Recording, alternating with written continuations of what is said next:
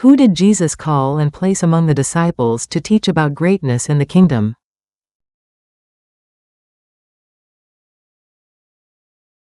What must people become like to enter the kingdom of heaven?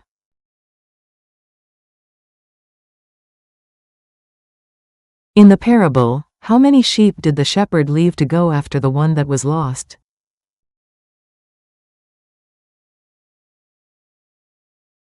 How many times did Jesus say we should forgive someone?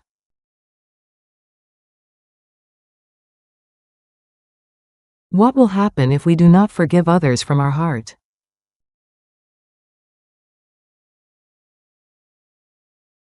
Matthew, chapter 18. In that hour the disciples came to Jesus, saying, "Who then is greatest in the kingdom of heaven?" Jesus called a little child to himself, and set him in the middle of them, and said, "Most certainly I tell you, unless you turn and become as little children, you will in no way enter into the kingdom of heaven. Whoever therefore humbles himself as this little child is the greatest in the kingdom of heaven. Whoever receives one such little child in my name receives me.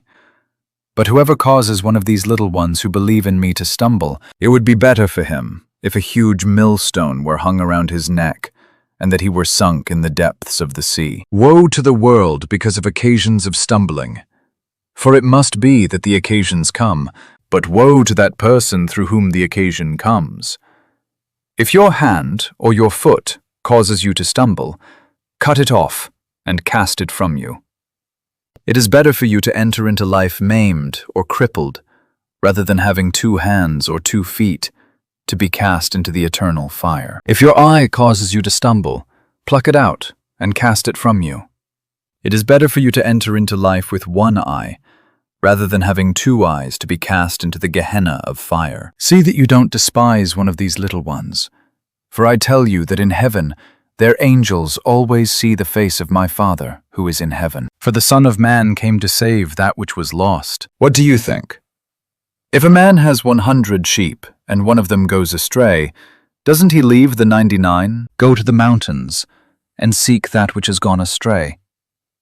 If he finds it, most certainly, I tell you, he rejoices over it more than over the 99 which have not gone astray. Even so, it is not the will of your Father who is in heaven that one of these little ones should perish. If your brother sins against you, go, show him his fault between you and him alone. If he listens to you, you have gained back your brother. But if he doesn't listen, take 1 or 2 more with you, that at the mouth of 2 or 3 witnesses every word may be established. If he refuses to listen to them, tell it to the assembly. If he refuses to hear the assembly also, let him be to you as a Gentile or a tax collector. Most certainly, I tell you, whatever things you bind on earth will have been bound in heaven, and whatever things you release on earth will have been released in heaven. Again, assuredly, I tell you, that if 2 of you will agree on earth concerning anything that they will ask, it will be done for them by my Father who is in heaven. For where 2 or 3 are gathered together in my name, there I am in the middle of them. Then Peter came and said to him,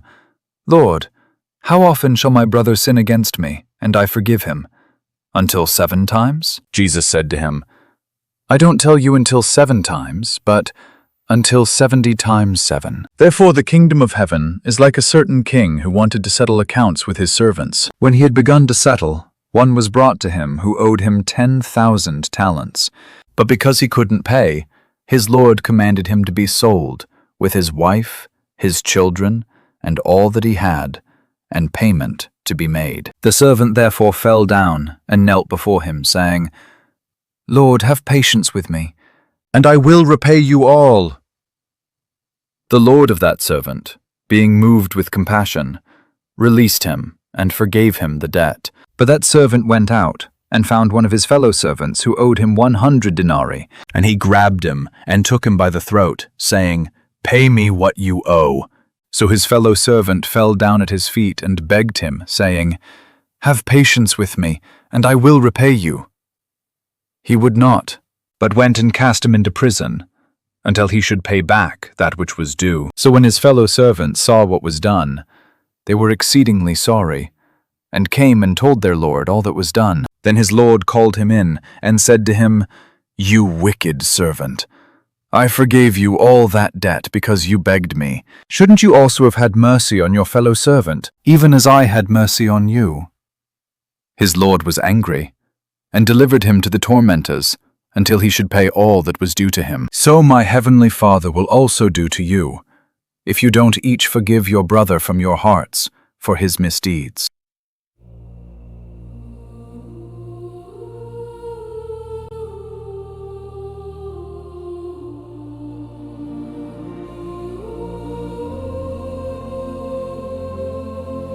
Who is the greatest in heaven's light? A child stands small in his sight. Humble hearts will lead the way in the kingdom that will not fade. Become like children, pure and mild. Welcome the least, receive the child.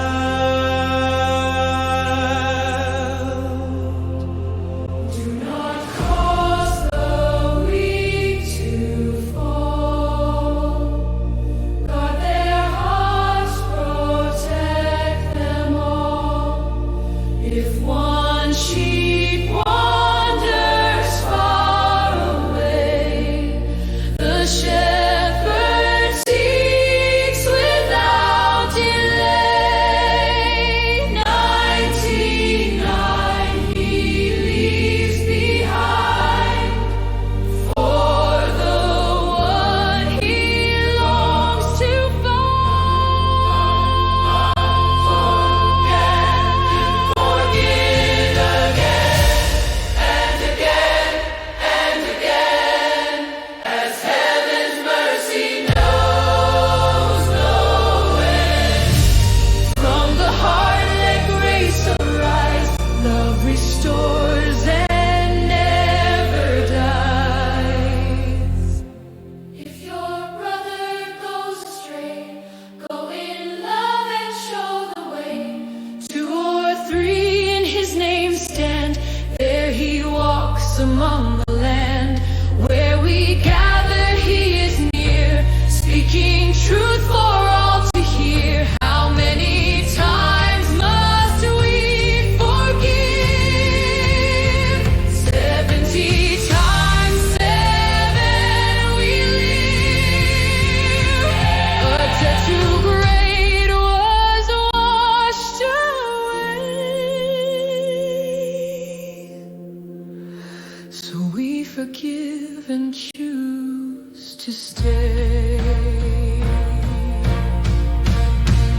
Forgive again and again and again.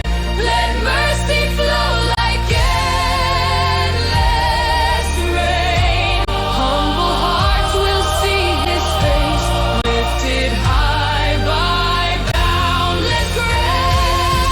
Like a child we bow in awe, held in love, upheld by law.